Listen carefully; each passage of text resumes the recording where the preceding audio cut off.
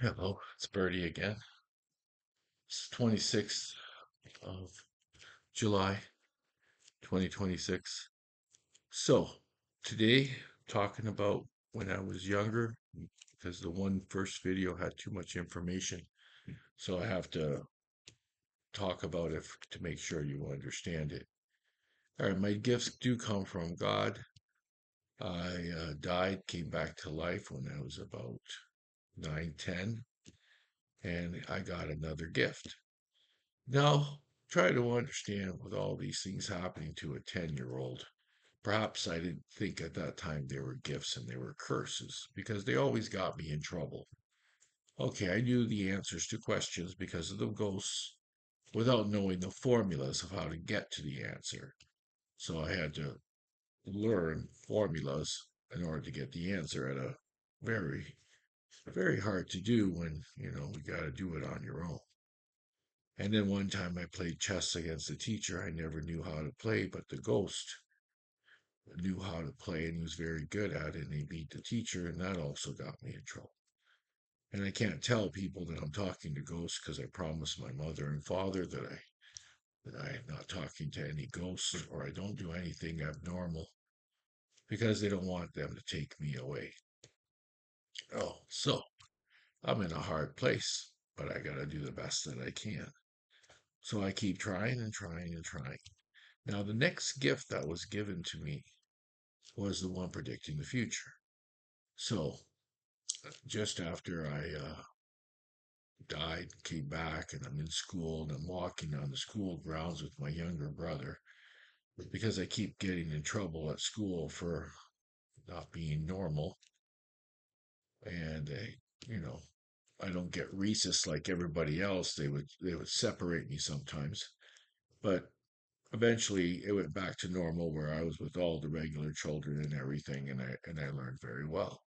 But the idea was I was with my little brother, and this is the first prediction I ever made. He's the next boy, youngest to me. Can't say any names or anything. And we were walking on the school property. Then we walked a little bit further than the school property. And we could still see the school. It's a farmer school, so there's lots of land around and stuff like that. And we stumbled over a wallet. Well, he did. He found the wallet on the ground. And he picked it up, and there was no ID in it or anything like that. And we really don't know what ID looks like, but nothing with anybody's picture or names on it. But there was, I think, $40 cash in there. And he was only 7, I think, and I was 10. And he says, "What are we going to do with this?" And I said, "I don't know. What do you want to do with it?" He goes, "I want to buy candy." But he's too young to go into the store, and I'm a little bit older. They'll sell me candy. But I know we can't buy $40 worth of candy at the time because it was a long time ago. So I told him, I said, "Listen, I'll give you a prediction and we'll buy candy as we go." We put the wallet in the mailbox, hoping that maybe there was some type of information that would help send it to the person that it's supposed to go to. And we kept the money. But the prediction I made for him was he's going to grow up. He's going to get married to his childhood sweetheart from high school.